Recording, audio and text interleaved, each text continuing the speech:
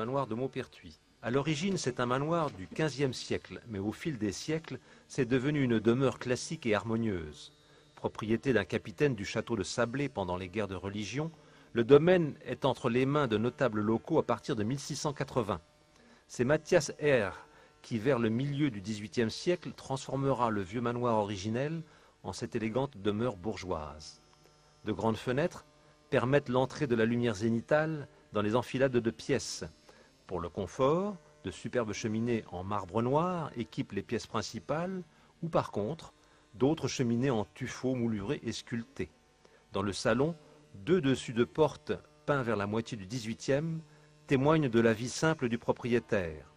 La cour, dont les communs forment un U avec la demeure, est ceinte d'une clôture et d'un portail central donnant sur une avant-cour, elle-même clôturée, dans laquelle la basse-cour peut s'ébattre à loisir, à l'ombre de grands arbres et à proximité du puits.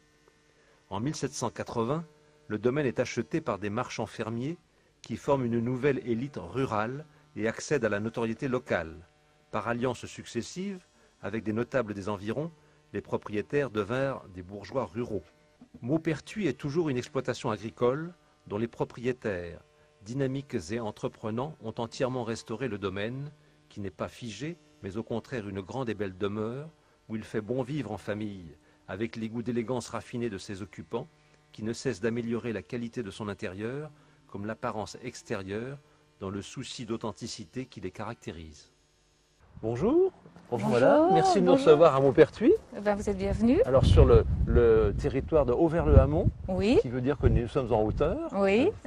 le Hamon, et merci de nous recevoir à Maupertuis, donc, qui est une belle demeure, 15e au départ, Voilà, donc une base et 15e. une modification au 18e siècle, Voilà, qui a été ragrandie au 18e. et qui en fait cette belle maison d'aujourd'hui, agréable à vivre, Agréable à et vivre. où vous vivez. Oui.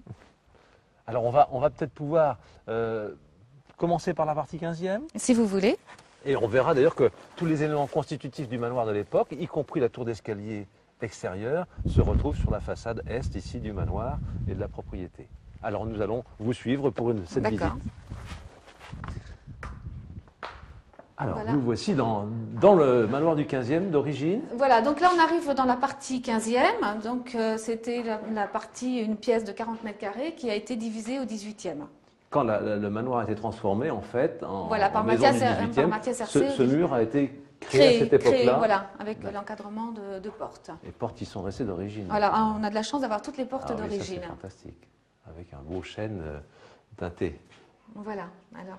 Et donc on vous suit maintenant dans la pièce. Alors là, donc, nous sommes dans la pièce 15e siècle. La cheminée est fantastique. Oui.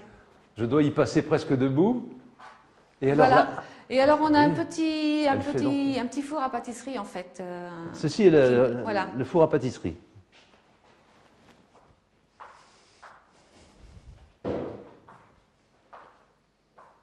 Et toujours cet appareillage de briquettes qui sont si difficiles à trouver maintenant, je crois. Oui, très difficile. Ouais. Et alors, c'est le Alors, donc, le carrelage dans cette pièce était très abîmé. Et on a eu la chance de retrouver 30 mètres carrelage de terre cuite du 15e siècle. magnifique, ça. Voilà, donc on a enlevé toute la vieille terre cuite et on a reposé celle-ci. Les poutres du 15e semblent Voilà, avoir bien vieilli, n'est-ce Oui, pas? oui, oui. Donc on a sablé toutes les poutres quand on est arrivé. Et alors, ce choix extrêmement moderne, Voilà, contemporain. En fait, on voulait faire un peu une coupure. On vit au XXIe siècle, donc aussi de vivre avec des meubles du XXIe siècle.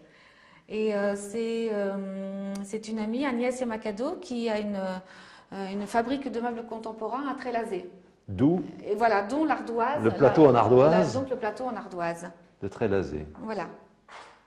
Et tout Elles ça sont des chaises qui s'appellent les chaises cocottes, parce qu'on est sur une exploitation agricole. agricole, oui, j'ai On vu les est poulets de éleveur, louer. de poulets de louer, et donc c'est un petit clin d'œil, voilà, à notre activité. Alors, on va entrer maintenant dans la partie 18e. Alors, je vous suis, madame. Voilà, alors là on arrive dans la partie 15e qui a été remaniée au 18e. Donc on retrouve une cheminée marbre noir de Solesmes. Malheureusement, plus exploité ces carrières. Malheureusement plus exploité, un très beau marbre. Et alors, on a aussi la chance d'avoir des peintures du 18e. Ça fait notre transition. Là, voilà, notre transition. Voilà. Entre le bâtiment du 15e.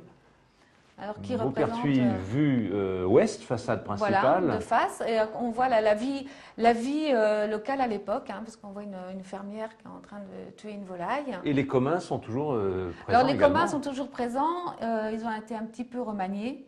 Avec cette particularité que vous soulignez, c'est la dualité entre l'ardoise et la tuile. Voilà, propre à notre région. Qui permettait, vous disiez, de faire des économies. En fait, faire des économies, puisque l'ardoise était beaucoup plus chère que la tuile. Donc, on mettait une grande partie en tuile et les entourages en ardoise. Et là, on a Maupertuis, côté est. Voilà. Donc, ce sont les jardins. Les jardins.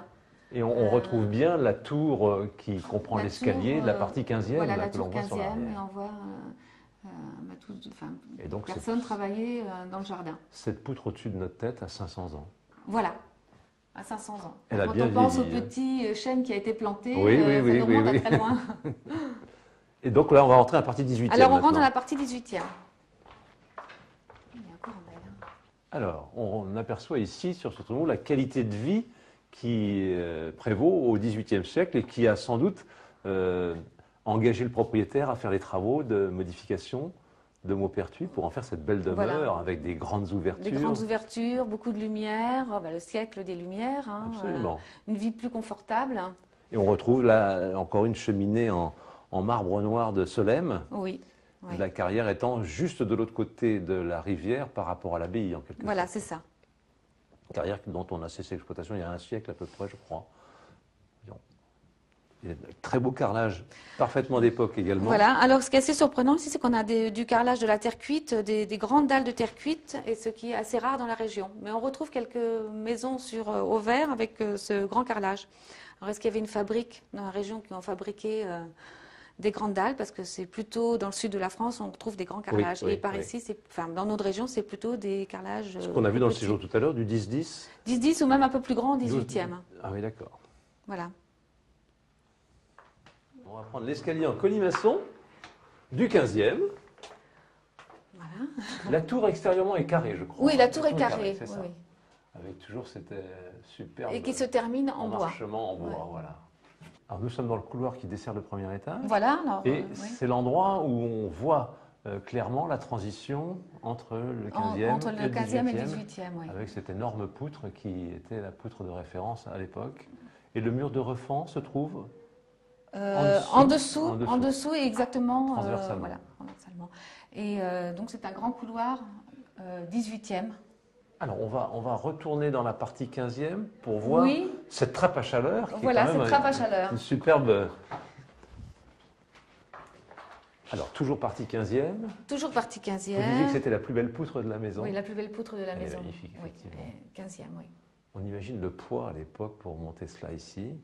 Et donc, remaniement 18e a amené cette belle cheminée en tuffeau. Oui, en très peu de remaniement, en fait, parce que la terre cuite est 15e, et au 18e, ils ont rajouté cette cheminée assez importante. Alors, on suppose donc qu'au 15e, n'ayant pas de cheminée, la trappe à chaleur. Voilà, donc au 15e siècle, il n'y a pas de cheminée à l'étage, donc ils ont fait cette trappe où la chaleur montait. Absolument, très ingénieux, très astucieux, en fait. Voilà, et on le sent d'ailleurs. Et vous le sentez? On sent l'air, oui. Ah oui, tout à fait. Oui. Alors nous sommes ici sur la façade est, où on voit parfaitement la séparation entre la partie 15e et la partie 18e, avec l'arbre à singes. Voilà, la rocaria, des espoirs des singes. Des espoirs des singes qui trouvent que c'est trop piquant, vous dites, c'est ça?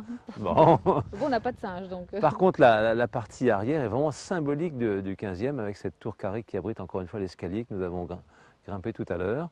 Et ce toit à pente irrégulière là, qui est assez symbolique aussi. On voit le petit appentis là-bas, c'est un four. Donc le four à pain sur le bâtiment. Qui est donc distinct du four à pâtisserie qu'on a vu dans la cheminée tout à l'heure. Pour réchauffer. Hein. Alors vraiment, merci beaucoup madame d'avoir fait la démonstration qu'avec 10 ans de travaux, on fait avec passion d'une maison peu commune, quelque chose de très habitable à l'année. Oui, très habitable, très confortable, à dimension humaine. Et en mélangeant les styles, 15e, 18e, mobilier moderne. Voilà. Et vraiment Avec le confort d'aujourd'hui. Oui, je crois qu'il faut le souligner Voilà, aussi. Vous avez réussi à amener une température pour permettre d'y vivre en fait, confortablement. on a installé une chaudière à bois déchiqueté. Donc on taille les haies autour de la maison et on fait venir une déchiqueteuse pour cette utilisation et on se chauffe avec notre propre bois. Ce qui est peu habituel chez les propriétaires de... Ça commence quand même. Hein, oui. Parce que pour chauffer des grosses maisons comme ça, il faut quand même beaucoup d'énergie. Et donc avec ces nouvelles chaudières à bois déchiqueté... donc prochaine tranche de travaux, des toitures... Un peu de toiture, des restaurations, du four... de bâtiments, voilà. Mais enfin, le plus gros est fait oui. et on va... Voilà. Il y a toujours à faire, mais voilà, ça sera des toitures. Mais Maupertuis est garanti là encore pour des décennies, voilà. voire des siècles. On l'espère. Merci beaucoup, madame. Je vous en prie.